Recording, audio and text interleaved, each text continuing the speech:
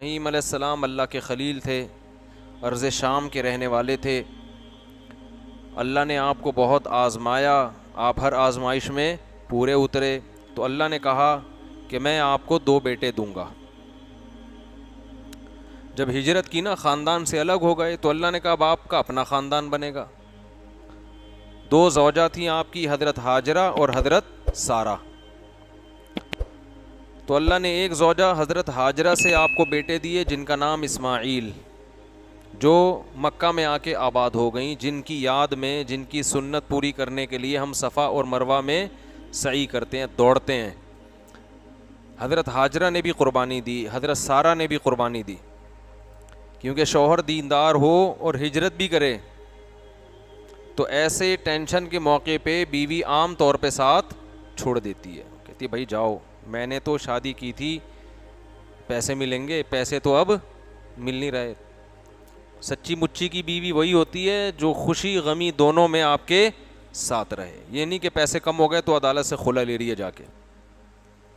تو حضرت سارہ نے بھی ساتھ دیا، حضرت ہاجرہ نے بھی، اور کیسا ساتھ دیا حضرت ہاجرہ نے کہ ابراہیم علیہ السلام ان کو جا رہے ہیں مکہ چھوڑنے کے لیے۔ آپ ذرا کبھی جہاز سے سفر کریں نا، عرب کے ریگستان ہوائی جہاز سے نظر آتے ہیں، اتنے لمبے لمبے صحرا، اور کبھی سعودی عرب کے اندر بائی روڈ سفر کریں، مدینہ سے دمام یا مکہ سے دمام یا الخبر، اتنے لمبے لمبے صحرا تا حد نگاہ، ریت، ان ریتوں میں فلسطین سے مکہ کا اپنی بیوی کو لے کے سفر کرنا اونٹ پہ بیٹھ کے، یہ آسان کام نہیں ہے۔ اور یہ وہ دور تھا جب وہاں آبادی تھی نہیں۔ حضرت ابراہیم اپنی زوجہ حضرت ہاجرہ اور چھوٹے بچے اسماعیل کو لے کے کہاں جا رہے ہیں؟ مکہ۔ زوجہ پوچھ رہی ہیں بھائی کیا ہو گیا، یہ کون سے ریگستانوں میں آپ مجھے سفر کرا رہے ہیں؟ اور مکہ کی زمین جہاں نہ گھاس کا تنکا نہ پانی، وہاں صفا اور مروہ کے قریب لے جا کے ڈال دیا، چھوٹا بچہ بھی ہے اور بیوی بھی۔ اللہ اصل میں اس جگہ کو اسلام کا مرکز بنانا چاہتے تھے، مگر اللہ نے پہلے بتایا، بولو نہیں، اللہ قربانی لیتے ہیں کہ تمہارا جو کام ہے تم وہ کرو، جو میرا کام ہے وہ میں کروں گا۔ ہم کہتے ہیں اللہ پہلے بتائے کہ یہ والا کام، یہ والی نماز پڑھنے سے کیا فائدہ ہوگا، ہیں بھائی؟ اگر میں حرام چھوڑوں گا، حلال پہ آؤں گا تو کتنے پیسے الگ سے ایکسٹرا اللہ کی طرف سے پیسے ملیں گے ٹھیک ہے نا؟ اگر میں حرام جاب چھوڑ کے حلال پہ آؤں گا تو اللہ نے رزق کا جو وعدہ کیا ہے تو اللہ پہلے دکھائے کہ کتنے اضافی پیسے ملیں گے۔ بینک مینیجر کہتا ہے کہ اگر میں سودی بینک میں مینجمنٹ کی جاب چھوڑوں گا تو حلال میں اگر اس کی ڈبل مل رہی ہوگی تو چھوڑوں گا، ورنہ دنیا چھوڑ دوں گا، سودی جاب نہیں چھوڑوں گا۔ یہ نہیں ہوتا، یہ سارے غیب کے وعدے ہیں۔ اللہ پہ اعتماد، توکل، اللہ کے حکم کو فالو کرنا ہے، نتیجہ کس کے ہاتھ میں چھوڑنا ہے؟ اللہ۔ پھر سر اٹھا کے جیتا انسان، مزہ آتا ہے یار۔ کیا نبی نے فرمایا، ذاق طعم الایمان من رضی باللہ ربا وبالاسلام دینا، فرمایا جو اللہ سے راضی ہو گیا کہ اصل اللہ بس وہی ہے اور اسلام میرا مذہب ہے اور نبی میرے رسول ہیں، جو اس پہ دل سے راضی ہو گیا نا، وہ ایمان کی مٹھاس چکھ لے گا۔ ایمان کا ٹیسٹ ہے بڑا لذیذ، اسلام بڑا مزیدار مذہب ہے، اس کو اسلام کا ٹیسٹ سمجھ میں آ جائے گا۔ ہمیں کیوں سمجھ میں نہیں آتا؟ لٹکے ہوئے ہیں بیچ میں، ٹرائی کر رہے ہوتے ہیں ٹھیک ہے نا، کر لیتے ہیں، پڑھ کے دیکھ لیتے ہیں، تو نتیجہ اللہ پہ چھوڑو۔ اگر اللہ نے ایک کام کا حکم دیا ہے کہ یہ کرنا ہے ہر قیمت پہ، تو حضرت ابراہیم کو حکم دیا اپنی زوجہ کو کہاں چھوڑ کے آ جائیں؟ مکہ۔ یہ سورہ بقرہ میں اللہ نے بتایا اور سورہ ابراہیم میں بھی، جب مکہ چھوڑ کر آ رہے ہیں، سورہ بقرہ میں تو نہیں، سورہ ابراہیم میں جب مکہ چھوڑ کر آ رہے ہیں تو اتنی دور لمبا سفر کوئی بیوی ساتھ جانے کے لیے تیار ہوگی؟ اور جانا بھی نہیں چاہیے، پتہ نہیں یہ کوئی ابراہیم تھوڑی ہے نا، پتہ نہیں بندہ کدھر لے کے جا رہا ہے۔ تو وہ تو پیغمبر تھے نا، ان کی زوجہ کو یقین تھا کہ پیغمبر کی مرضی کے بغیر یہ کام نہیں کر سکتے۔ تو جب واپس آنے لگے تو انہوں نے فرمایا کہ آپ یہ کیا کر رہے ہیں؟ حضرت ابراہیم خاموش، حضرت ہاجرہ نے پوچھا صرف اتنا بتا دیں یہ اللہ کے حکم سے ہے یا اپنی مرضی سے؟ فرمایا اللہ کے حکم سے. صحیح ہے، بخاری کی حدیث ہے.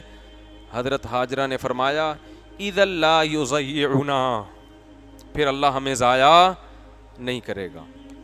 پھر اللہ ضائع، یہ ہو نہیں سکتا کہ اللہ قحط سے مارنے کے لیے ہمیں یہاں ڈال کے جا رہا ہو. پھر کچھ کرے گا اللہ، کیا کرے گا ہمیں نہیں پتا. توکل کا یہی تو مطلب ہے بھائی کہ زمینی اسباب بالکل بھی نہیں ہیں.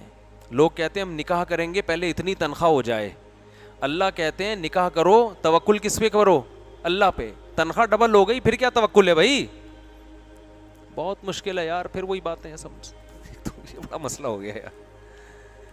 کسی کے کل میں کمنٹس پڑھ رہا تھا، نیچے انہوں نے لکھا کہ آپ یہ جو بار بار درمیان میں بولتے ہیں بولو نا بھائی، کیا ہو گیا بھائی، اس سے بہت دماغ خراب ہوتا ہے، یہ نہ بولا کریں. تو میرا دل چاہ رہا تھا میں اس کو رپلائی کروں کہ جب سامنے والے نہیں بولتے تو اس سے زیادہ میرا دماغ خراب ہوتا ہے. تو دماغ کی چٹنی ایک دوسرے کی بنا رہے ہیں، تو آپ ہمارے دماغ کی چٹنی، ہم آپ کے دماغ کی چٹنی. تو حضرت ہاجرہ کو یقین تھا اللہ کا حکم ہے تو ضائع نہیں ہوں گے. پھر جب پیاس لگی ہے، مشہور واقعہ، کیسے صفا مروہ پہ دوڑ رہی ہیں، پریشان ہو رہی ہیں. اس سے پتہ چلتا ہے کہ پریشان ہونا یہ توکل کے خلاف نہیں ہے. اللہ کی طرف سے جب آزمائش آتی ہے تو روتا بھی ہے، درد بھی ہوتا ہے، ہائے ہوئے بھی کرتا ہے، یہ نیچرل ہے. اس کا یہ مطلب نہیں ہے کہ یہ اللہ کی تقدیر پہ راضی نہیں ہے. بعض لوگ کو بخار میں تکلیف ہے، اوف توبہ یار یہ کیا ہو گیا، لوگ کہتے ہیں ان میں توکل ہی نہیں ہے. یہ کیسے بزرگ ہیں، ان میں توکل ہے ہی نہیں. ان کا بچہ مر گیا، یہ پھر بھی رو رہے ہیں. تو بھائی یہ تو نیچرل ہے.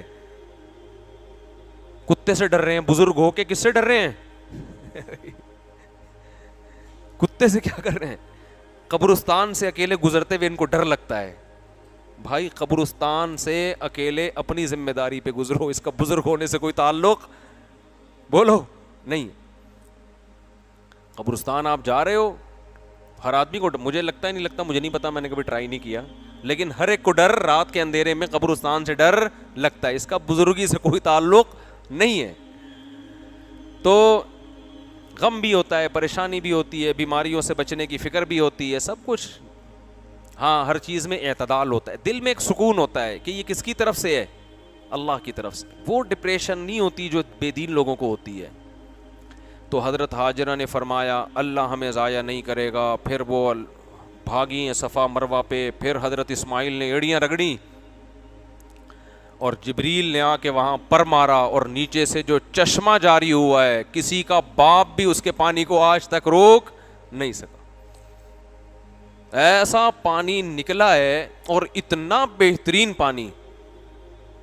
وہ بھائی بڑے بڑے چشمے چلتے ہیں بند ہو جاتے ہیں، یہ کیسا چشمہ ہے کہ دور دور تک پانی کا نام یا تو ہوتا نا مری میں ہوتا، نتھیا گلی میں ہوتا ہے بھائی، اور بڑے خوبصورت چشموں میں ایک اور چشمہ نکل آتا. ہم کہتے ہیں اس علاقے میں تو ویسے ہی پانی اتنا ہے کہ ایک چشمہ اور صحیح. اس علاقے میں آج بھی پانی مہنگا، پیٹرول سستا. وہاں ایسا پانی نکلا، ایسا نکلا، اور اللہ کے گھر کے قریب ایسا نکلا ہے کہ لاکھوں حاجی صبح و شام پی رہے ہیں، طبیعت سے پی رہے ہیں.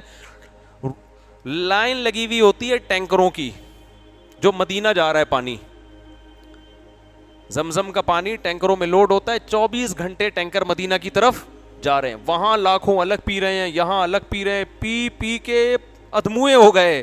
پانی ختم ہونے کا نام بولو نہیں لے رہا، ختم ہی نہیں ہو رہا. اور اللہ نے ایسا سسٹم بنایا کہ بھئی وہ پانی تو ختم نہیں ہو رہا، تو یہ ہوتا سعودی عرب پائپ لائنیں ڈال کے پورے ملک میں پانی پہنچا دیتا نا، تو سعودی عرب میں تو پانی کی کمی ہمیشہ کے لیے ختم. پھر جب سعودی عرب میں پانی تو پھر پاکستان کو بھی سپلائی. بھائی جب وہ پانی ختم ہی نہیں ہو رہا تو پوری دنیا وہیں سے نل کے لے لینا، لائن بچھا دے.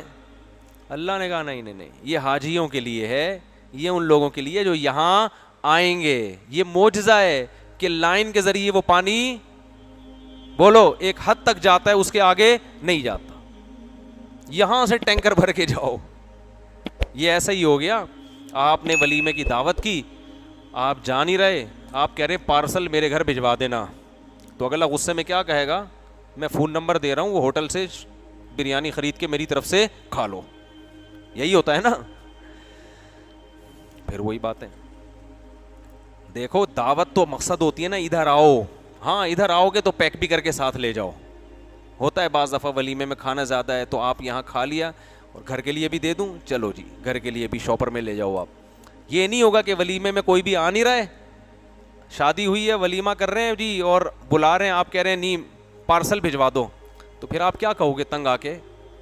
آپ جل کے بولو گے کہ پھر میرے خرچے پہ کسی قریبی ہوٹل سے کھا لو, پیسے میں دے دوں گا. بلکہ اور زیادہ تپو گے آپ. آپ بولو گے کھانا کھانے کا دل چاہ رہا ہے کہاں چاہ رہا ہے, کھا لو, کس نے منع کیا ہے. وہ ایک آدمی کسی کے پاس گیا نا, چائے پینی ہے, کہ ہاں تو پھر پی لو نا, ہوٹل ہے ساتھ میں, جا کے اپنے خرچے پہ پی لو چائے. ایک آدمی نے اعلان کیا کہ ایک بہترین جاب ہے, 2 وقت کا کھانا فری. ایک غریب آدمی چلا گیا, چلو 2 وقت کا کھانا تو فری ملے گا. کیا جاب ہے؟ کہتے ہیں بھائی داتا دربار میں جا کے لنگر لے کر آنا ہے. دوپہر 2 لنگر, رات کو 2 لنگر, 2 میں سے ایک اپنے لیے اور ایک میرے لیے. یہ جاب. تو حضرت ہاجرہ نے کیا قربانی دی ہے. اور زم زم, کیوں اس کا نام حضرت ہاجرہ کی زبان عربی تھوڑی تھی, وہ کہہ رہی تھی زم زم رک جا. عبرانی زبان میں زم زم کہتے ہیں رک جا. اتنا پھیل رہا تھا نا وہ پانی, ایسا چشمہ پھوٹا ہے اس کے اندر سے. اللہ کو قربانی بڑی پسند ہے. ہم لوگ پیڑے کھا کے اسلام پہ چلنا چاہتے ہیں. کوئی ہمت کر کے داڑھی نہیں رکھ رہا, وہ کہہ رہے ہیں جب میں بوڑھا ہو جاؤں گا رکھوں گا. پھر کیا یار, ابھی جوان ہو, ابھی جوان ہو, ابھی داڑھی رکھو, ابھی اسٹائل ہیں آپ کے, ابھی روڈ لائنر بن کے چلتے ہو, ابھی کرتے جو ہے نا ایسے ایسے کر کے جا رہے ہوتے ہو, ابھی کٹس دکھا رہے ہو لوگوں کو, ابھی داڑھی رکھو جوانی میں. یہ قربانی ہے, اللہ کو پسند آئے گی. جوانی میں زنا کو چھوڑو, بچو اس سے. اور زنا اس کا اللہ کو زنا سے بچنا پسند ہے جس کو عورت خود زنا کی دعوت دے اور وہ کہے انی اخاف اللہ, مجھے ڈر کس کا ہے؟ اللہ کا ڈر ہے. تو اللہ کو قربانی پسند ہے. ابراہیم علیہ السلام کا اتنا بڑا مقام کیوں ہے؟ قربانی بہت ہے. سب سے پہلے قوم کی قربانی, باپ کو چھوڑ دیا, رشتہ داروں کو چھوڑ دیا, سب نے پکڑ کے آگ میں ڈال دیا, کود رہے ہیں آگ میں. اللہ نے آگ کو ٹھنڈا کر دیا آپ کے لیے, سب کچھ چھوڑ دیا نا. تو اللہ نے کہا آپ کو میں اکیلا بولو نہیں چھوڑوں گا. تو اکیلا کیسے نہیں چھوڑے گا اللہ, کوئی تو میرے ساتھ ہے نہیں. تو اللہ نے فرمایا آپ کا نکاح, آپ کی جو دونوں زوجات ہیں, دوسری شادی بھی حضرت ابراہیم کی بعد میں ہوئی ہے, تو آپ کی دونوں بیویوں سے آپ کو بیٹے ملیں گے نیک اور صالح. یہ آپ کا خاندان, نیا خاندان آباد ہوگا آپ کا. اس لیے میں لوگوں سے کہتا ہوں اگر دوسری شادی پہ خاندان والے نکال دینا تو ٹینشن لینے کی ضرورت نہیں ہے, نیا خاندان آباد کرو اپنا. آپ کا 4 بیویاں ہوں گی ماشاءاللہ, ہول سیل کے حساب سے بچے ہوں گے. آپ کا جو خاندان ہے نا وہ آپ کے خاندان کا ایک چھوٹا سا حصہ بن جائے گا تھوڑے دنوں میں, ٹھیک ہے نا. آپ کی اسپیڈ اتنی ہوگی کہ آپ اپنے خاندان کا فرد نہیں ہوں گے, آپ کے خاندان والے آپ کے خاندان کے تھوڑے سے افراد کہلائیں گے. سمجھ میں نہیں آ رہی میرا؟ خاندان تو بنتا ہی بیوی بچوں سے ہے بھائی. نکاح ایسی خاندانی چیز ہے کہ آپ کا خاندان بنے گا کس سے؟ نکاح سے. اس کے علاوہ کوئی چیز خاندان کو آباد نہیں کرتی. آپ کا خاندان ہوگا, بچے بڑے ہوں گے, بہویں ہوں گی, پوتے ہوں گے, نواسے ہوں گے اور پورا داماد ہوں گے. یہ کس کا خاندان ہوگا؟ آپ اس پورے خاندان کے چودھری ہوگے, وڈیرے ہوگے. سمجھ میں نہیں آ رہی؟ تو جیسے چل رہے ہو ویسے ہی چلتے رہو, اسی طرح مر جاؤ آرام سے. اچھا خیر, تو ابراہیم علیہ السلام کے 2 بیٹے اسماعیل اور اسحاق, یہ میں نسب بیان کر رہا تھا. تو میں یہ عرض کر رہا تھا کہ حضرت ہاجرہ کی قربانی ہے, تو اللہ نے حضرت ہاجرہ کو بھی نوازا نا. کیا نوازا ہے یار. جو پیغمبر حج پہ جا رہا ہے, جو صحابی حج پہ جا رہے ہیں, اللہ کہتے ہیں ہاجرہ کی طرح صفا اور مروہ پہ تم نے دوڑ لگانی ہے. میری بندی نے قربانی دی تھی, اس کا بچے کی یاد میں بچے کو بلکتا دیکھ کے تڑپنا مجھے بہت پسند آیا تھا. دیکھو اللہ کی بھی کیا حکمت ہے. حضرت ابراہیم جب حضرت ہاجرہ کو وہاں چھوڑ کے گئے تو قربانی تو ہو گئی نا بھائی, آزما لی اللہ نے. اب اللہ فوراً چشمہ پیدا کر دیتا, کیا خیال ہے بھائی فوراً پیدا ہو گیا اب یہیں رہو؟ نہ نہ نہ, اللہ تھوڑا تڑپاتا ہے. ہمارے حضرت فرمایا کرتے تھے یہ محبت کی چٹکی ہے. کبھی کبھار محبوب کو محبت کی وجہ سے ٹینشن دی جاتی ہے, کیونکہ ٹینشن کے بعد جو خوشی ملتی ہے وہ بغیر ٹینشن والی خوشی سے زیادہ اچھی نہیں ہوتی. اللہ یہ منظر دیکھ رہا ہے کہ ان کو دوڑنے دو. ادھر صفا پہ پہاڑی پہ چڑھی ہیں, دیکھ رہی ہیں کہیں پانی ہے یا نہیں, پھر ڈر ہے کوئی درندہ میرے بچے کو نہ کھا لے, اور بچہ ایڑیاں رگڑ رہا ہے پیاس سے بھوک سے, چھاتی میں دودھ نہیں اترتا جب پانی نہ ملے. پھر اترتی ہیں, پھر مروا پہ چڑھ کے دوڑتی ہیں کہ بھئی شاید وہاں پانی ہو, اور اللہ یہ آسمانوں پہ منظر ہے بھئی, اللہ کہ کوئی ابھی نہیں, ابھی اور طرف ہو.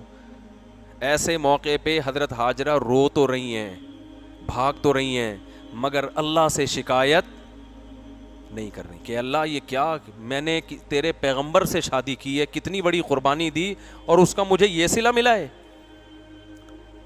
ایک حرف بھی زبان پہ شکایت کا بولو نہیں یار. اللہ یہ دیکھ بھی رہا ہے, دکھا بھی رہا ہے دنیا کو. ایسے ہوتے ہیں شکر گزار, بات بات پہ خودکشیاں, بات بات پہ یہ اتنا بڑا غم. کیا یہ غم اس غم سے زیادہ نہیں تھا جو خودکشی کرنے والوں کو ہوتا ہے؟ خودکشی کرنے والوں کو کیا غم ہوتا ہے؟ ایک محبت ناکام ہو گئی, امتحان میں نمبر کم آ گئے, یہ کوئی غم ہے؟ ماں کا غم ہوتا ہے جب ماں کو اپنا بھی پتا ہو کہ میں بھی بھوک پیاس سے تڑپ کے مروں گی اور میرا بچہ بھی بھوک اور پیاس سے تڑپ رہا ہے. ایک حرف زبان پہ شکایت کا نہیں آ رہا, اور ادھر جا رہی ہیں ادھر جا رہی ہیں صفا اور مروہ پہ. اللہ بھی پورے 7 چکر مکمل کروا رہا ہے بھائی, پورے چکر مکمل کروا رہے, 7 مکمل ہونے دو. پھر اللہ کی قدرت جوش میں آئی ہے, اور کیسا پانی اس سے جاری ہوا ہے. جو ڈاکٹروں نے ریسرچ کی ہے نا زمزم کے پانی پر, دنیا میں اس سے بہتر صحت کے لیے پانی نہیں ہے. اتنا بہتر پانی ہے صحت کے لیے. روحانی فائدے الگ ہیں, جسمانی فائدے الگ. میں 2 مہینے حج پہ رہا ہوں, میری کچھ بچپن کی بیماریاں تھیں جو ختم ہونے کا نام ہی نہیں لے رہی تھی. کچھ پیٹ کی بیماریاں تھیں میری ایسی جن سے میں نا امید تھا کہ یہ ٹھیک نہیں ہو سکتی. اپنا بتا رہا ہوں, میں علاج کرا کرا کے تھک گیا, میں نے کہا چھوڑ دو ایسے ہی, بس یہ بیماری رہے گی, کوئی مسئلہ نہیں. یعنی یوں سمجھیں کہ 13-14 سال کی عمر سے مجھے وہ بیماری ہوئی ہوئی تھی پیٹ کی. میں 2 مہینے حج پہ رہا ہوں نا, میں نے صرف زمزم پینے کی کوشش کی, میری وہ بیماری ایسی غائب ہوئی ہے کہ مجھے پتہ ہی نہیں کہ وہ کہاں گئی وہ بیماری. تو ایسی اللہ نے شفا رکھی اس میں. تو خیر, تو اللہ نے حضرت ہاجرہ کو بیٹے دیے, کیا؟ اسماعیل, وہی بیٹے جو ایڑیاں رگڑ رہے تھے. اور ادھر ابراہیم علیہ السلام حضرت ہاجرہ کو چھوڑ کر واپس فلسطین چلے گئے, بیت المقدس کی طرف. تو وہاں اللہ نے آپ کو جو بیٹے دیے ان کا نام کیا تھا؟ اسحاق. اسحاق علیہ السلام کی اولاد میں آگے ہزاروں پیغمبر آئے ہیں, اور اسماعیل علیہ السلام کی اولاد میں 2000 سال تک کوئی پیغمبر نہیں آیا. ایک قبیلہ جرہم وہاں جا رہا تھا, انہوں نے دیکھا کہ یہاں پانی ہے ریگستان میں, تو انہوں نے وہیں پڑاؤ ڈال لیا, پھر وہیں آبادی ہو گئی. اسماعیل علیہ السلام نے انہی کی عورت میں سے کسی عورت سے شادی کی. حضرت اسماعیل کا جو گزر بسر تھا وہاں کیا تھا؟ شکار. کہیں دور نکل جایا کرتے تھے اور جنگل میں جانور کا شکار کر کے اس کا گوشت بولو کھایا کرتے. کیا خاندانی اسٹائل تھا یا نہیں تھا؟ یہ مسلمانوں کی ہے, پتہ نہیں پب جی میں لگ گیا ہے, کس میں لگ گیا ہے. شکار کرو اللہ کے بندو, کوئی ڈھنگ کے صحت والے کام کرو. پہاڑوں پہ چلنا ہوتا ہے نا شکار کے لیے, تو چلا تو جاتا نہیں ہے, چلیں گے کہاں سے؟ تو ابراہیم علیہ السلام کا, اس لیے حضرت اسماعیل علیہ السلام کا گزر بسری شکار تھا, تو اس وجہ سے تیر اندازی میں بہت ماہر ہو گئے تھے. تبھی حدیث میں آتا ہے آپ صلی اللہ علیہ وسلم نے صحابہ سے فرمایا, ارمو فإن اباکم کان رامیا, تیر اندازی سیکھو, تمہارے باپ اسماعیل بہترین تیر انداز تھے. یہ تو اسماعیل علیہ السلام کی اولاد میں تھے نا, قریشی. تو حضرت اسماعیل نے وہیں شادی کی جرہم قبیلے کی خاتون سے. پھر حضرت ابراہیم علیہ السلام فلسطین سے اپنے بیٹے سے ملنے کے لیے آئے, تو حضرت اسماعیل گھر پہ نہیں تھے. ان کی زوجہ سے, اپنی بہو سے پوچھا میرا بیٹا کیسا ہے تمہارے ساتھ؟ انہوں نے ایسا ہے ویسا ہے, ایسی برائیاں بیان کی. وہ سمجھ گئے کہ یہ ناشکری عورت ہے، کیونکہ وہ تو پیغمبر ہے، پیغمبر تو حقوق ادا کرتے ہیں، یہ ناشکری ہے۔ تو حضرت ابراہیم علیہ السلام نے اپنی بہو سے کہا کہ میرا بیٹا آئے نا تو اس سے کہنا کہ گھر کی کیواڑ تبدیل کر دو، کیواڑ کہتے ہیں نا دروازہ، چوکھٹ۔ تو وہ جب گھر پر آئے اسماعیل علیہ السلام، انہوں نے کہا کہ بیوی نے بتایا کہ آپ کے والد آئے تھے، کہہ رہے تھے گھر کی کیواڑ تبدیل کر دو۔ انہوں نے کہا یہ مجھے کہہ کر گئے ہیں کہ میں تمہیں طلاق دے دوں۔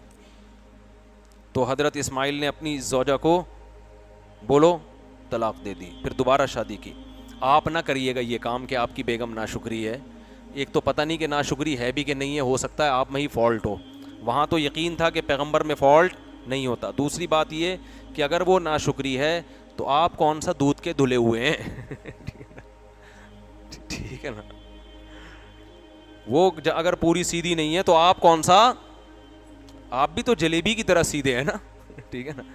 تو جیسی روح ویسے فرشتے، کیونکہ اگر آپ نے طلاق دے کے کہیں اور شادی کی تو مجھے گالیاں دیں گے کہ میں نے ناشکری ہونے کی بیس پہ اس کو طلاق دی تھی، دوسری اس سے بھی زیادہ مجھے ٹیڑھی ملی ہے، کیونکہ مارکیٹ میں جس قسم کی چیزیں مل رہی ہیں وہ یہی مل رہی ہیں جو آپ کو ملی ہوئی ہیں۔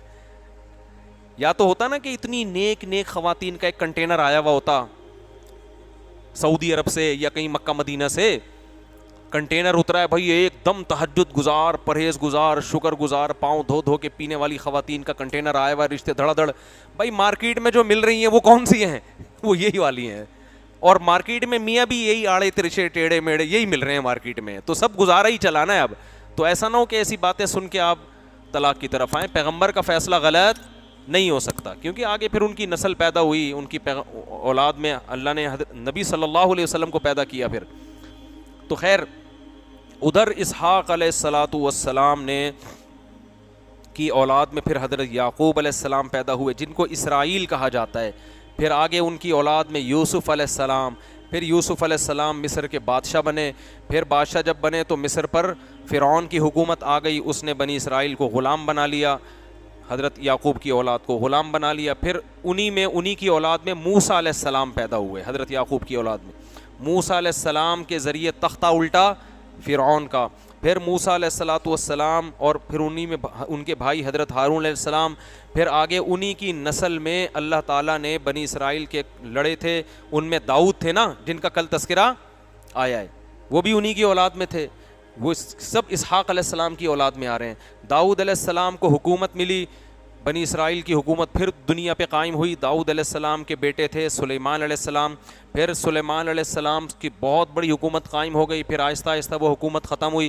پھر اللہ نے بنی اسرائیل میں آگے پیغمبر بھیجے جن میں حضرت عمران پیغمبر تو نہیں تھے لیکن اللہ کے ولی تھے، تو حضرت عمران کی جو زوجہ تھیں انہوں نے منت مانی تھی کہ میرے بیٹا پیدا ہوگا میں بیت المقدس کی خدمت کے لیے اس کو وقف کر دوں گی، تو حضرت عمران کے ہاں بیٹے کے بجائے بیٹی پیدا ہو گئی، ان بیٹی کا نام کیا تھا؟ مریم، اور ان کے خالو تھے حضرت زکریہ علیہ السلام۔